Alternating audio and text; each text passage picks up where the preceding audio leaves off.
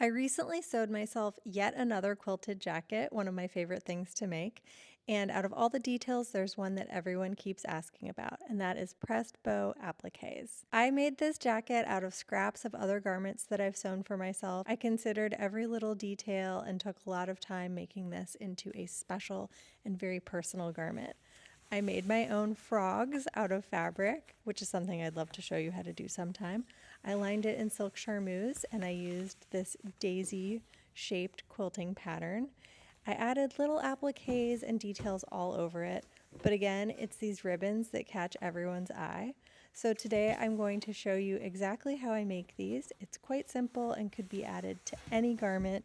So let's get into it. I'm going to show you all the materials that you will need to make an applique like this. I'm using a pressing mat. You could also use your ironing board, glass head pins, thread, and a hand sewing needle. I'm using my favorite Kai scissors.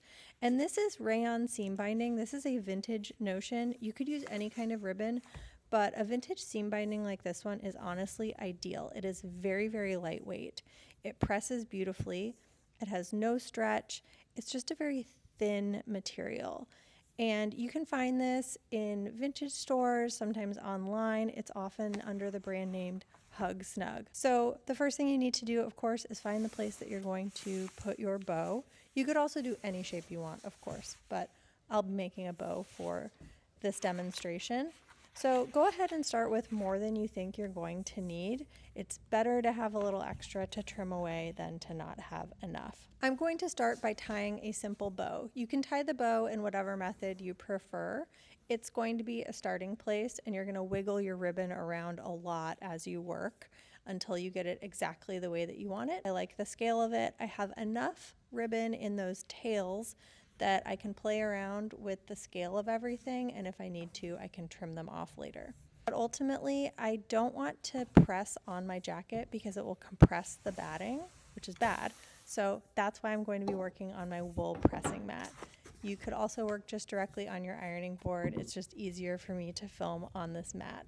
And I can pin directly into it, which is important for me while working on this technique. So again, I'm going to take that ribbon and just smush it around, move it exactly how I want it.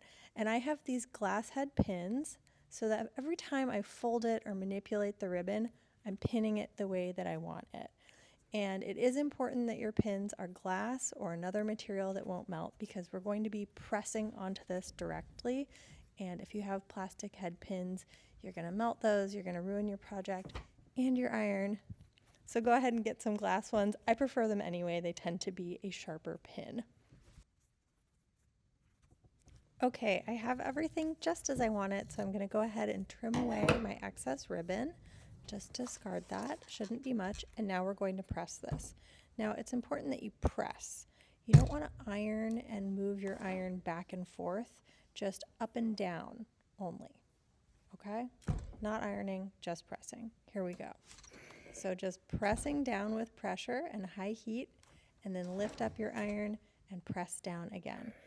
With something like a rayon seam binding, you're only going to need to hit it a few times with the heat and it will take on nice creases in all of the places where you've bent the ribbon.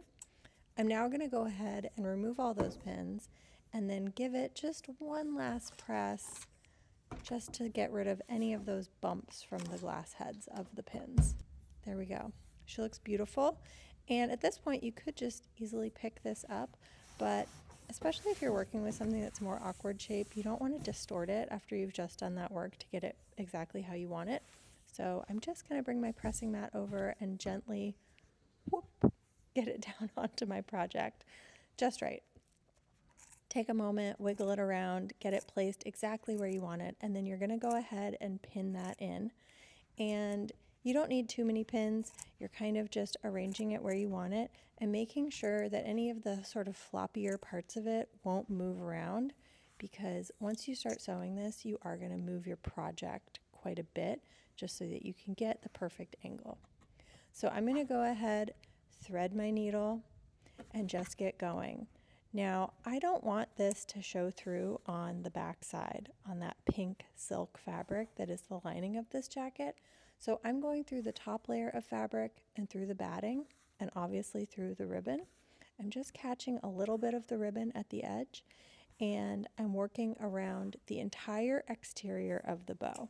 So I'm going to do all around the outside, and then I'm going to come back and I will do those sort of teardrop shapes that are the inside part of the bow. Now, one thing I forgot to do when I was pressing this bow is I did not consider the cut edges of my ribbon. So if you're watching this prior to starting your project, learn from my mistake and go ahead and fold those little raw ends under and press them. What I've done here is I've just folded it under on the fly and then I'm sewing it. This will ensure that there's not like a raw edge of your ribbon exposed, which could come unraveled. It probably won't come unraveled because you're doing so much sewing around the edge of this. It's all pretty fixed, but better safe than sorry. So go ahead and fold those edges under and then just continue on your way, continue sewing all around the exterior edge of your bow. Like I said, I'm going to come back and sew inside that teardrop shape part of the bow. Now you might be wondering those areas where the ribbon is folded, if you need to sew those down, and you can. If it's bothering you or if it's a larger area, go ahead and sew it down, but it's pretty stuck on. When I reach the end, I tied a knot in my thread and I'm going to bury my threads in between all the layers of fabric and batting. That way they are secure and completely hidden in your project. And there it is. There's the completed bow. I love how these look. They're so, so sweet. And let's take a look on the inside. I mentioned I didn't want to nick the lining, and I did just in one spot. I can live with it. That's fine. Otherwise, it's nice and smooth in there. Also, I'm new to YouTube, so if this project was helpful to you, if you enjoyed watching this, please like this video and subscribe. It would help me so much. Otherwise, you can find me on my blog or on Instagram. I'm Buried Diamond for both of those, and I will see you soon with a new video. Thanks so much for watching.